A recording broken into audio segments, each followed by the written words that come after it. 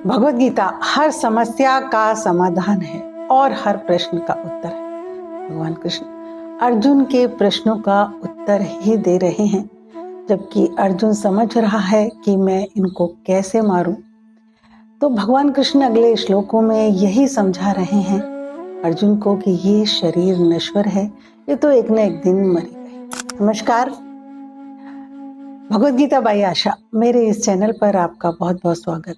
भगवत गीता की इस जर्नी में हम पहुंच चुके हैं अध्याय 2 के आज 18वें श्लोक पर, जिसमें कि भगवान कृष्ण कह रहे हैं, इमे देहा अंतवते उक्ता अनाशिने अप्रमेयस्य नित्यस्य शरीरिणे तस्मात् भारत है युद्धस्त।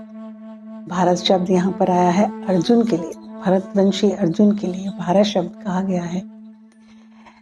इन देह में, देह शब्द देह के लिए, और जो शरीरी शब्द आया है वो आया है आत्मा के लिए, कि इस जो ये आत्मा इन शरीरों में रहती है, ये शरीर अंत वाले कहे गए हैं। अनाशिने अप्रमेय से, आत्मा उसका विनाश नहीं हो सकता, और अप्रमेय से साथ में ही यह इंद्रियों से दिखाई नहीं दे सकती। हम नहीं देख सकते आत्मा को, और न छू सकते हैं, न देख सकते हैं, न वजन तोल सकते हैं, वो हमें दिखाई भी नहीं देती। आपने देखा होगा जब इंसान की मृत्यु होती है, बहुत बार बहुत सारे उसके परिजन उसके आसपास होते हैं, लेकिन क्या किसी को दिखाई देती है आत्मा जाते हुए?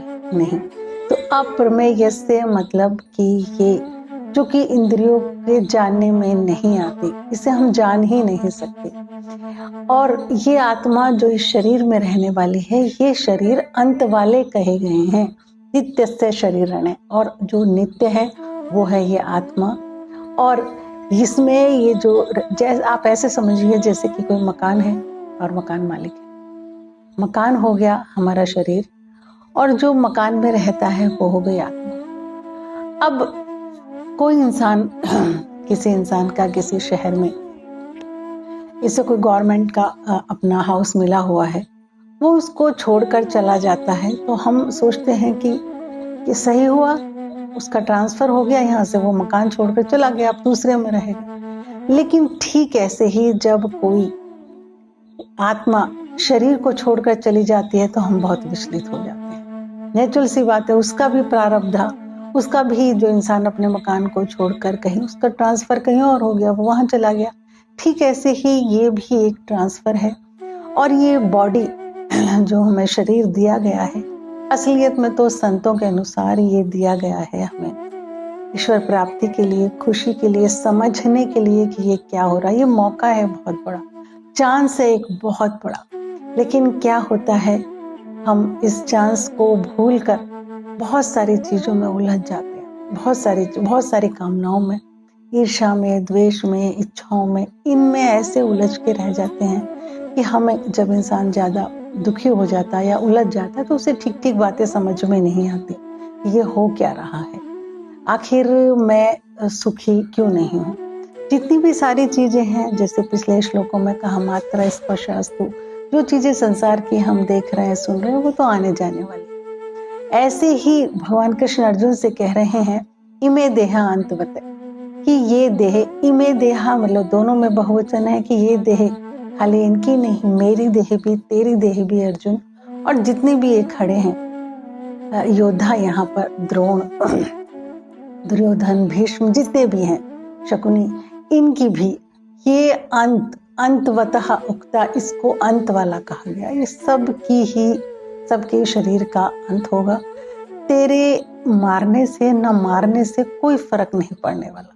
तो इनको छोड़ देगा तो भी एक न एक दिन मरेंगे, तो इनको मार देगा तो भी क्या समझ रहा है कि ये मारने के बाद ये कहीं और जन्म ले लेंगे।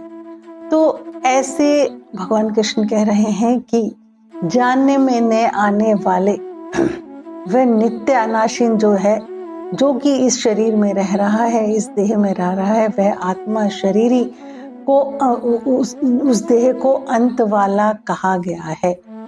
तस्मात् भारत है युद्धस्मात्, और हे अर्जुन, हे भारत, इसलिए तुम खड़े हो और युद्ध करो। देखिए, ईश्वर पर हम क्यों यकीन करते हैं? आपने नहीं देखा, आपके किसी परिवार में ईश्वर को नहीं देखा, संत और शास्त्रों की बात पर सुन के। ऐसे तो हमने देखा आत्मा को भी नहीं है, लेकिन आत्मा है और चली गई। अब इस शरीर का इसको लोग जला देंगे या दफना देंगे। हम जानते तो हैं इस बात को कि हाँ कुछ आत्मा है और कुछ चली गई और अब ये मर गया, लेकिन ठीक तरीके से तत्वदर्शी संतों ने इसको समझा है। इसलिए उन्होंने कहा है कि आप ईश्वर में श्रद्धा रखें, शास्त्रों पे यकीन रखें। उसमें आपको एक बात तो पता चल जाएगी कि देखो, हम जीवन में परिवर्तन लाने के लिए दोनों में से एक चीज जरूर करनी पड़ेगी। या तो हम ईश्वर पर यकीन रखें, श्रद्धा रखें किसी महापुरुष पर, या फिर हम अपने विवेक का इस्तेमाल करें।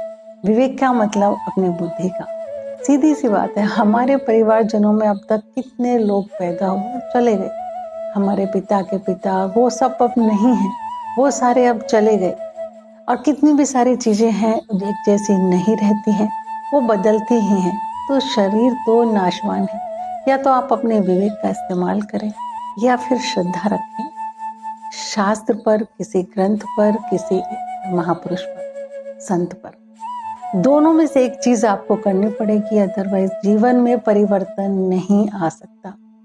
हम समझ लेते हैं कि हमारे पास धनवान है तो हम समझ लेते, धन है तो हम धनवान है। हमने बुद्धि को पकड़ लिया तो हम बुद्धिमान है, लेकिन नहीं, ये सब चीज आने जाने वाली है। संसार की कैटेगरी में ही है, सारी शरीर की कैटेगरी में ही है। हर पल शरीर भी बदल रहा है। सूक्ष्मदर्शी से आप देखेंगे जैसा वो आज है वैसा कल नहीं रहेगा। बहुत दिनों बाद जब आप किसी इंसान को देखते हो, अरे ये तो बहुत बदल गया, या कुछ ही दिन में बदल जाते हैं बहुत लोग, तो वो बहुत धीरे धीरे, तो वो हर पल हर क्षण बदल रहा है, लेकिन हमें दिखाई नहीं दे रहा।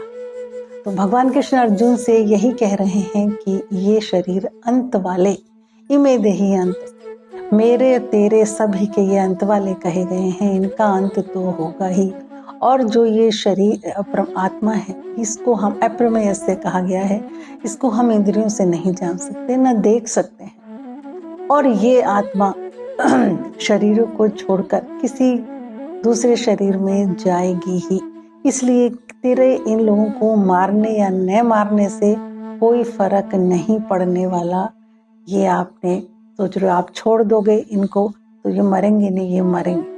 और आप सोच रहे हो कि मैं मार दूंगा तो नहीं, आत्मा तो इनकी आत्मा कहीं और जन्म लेगी।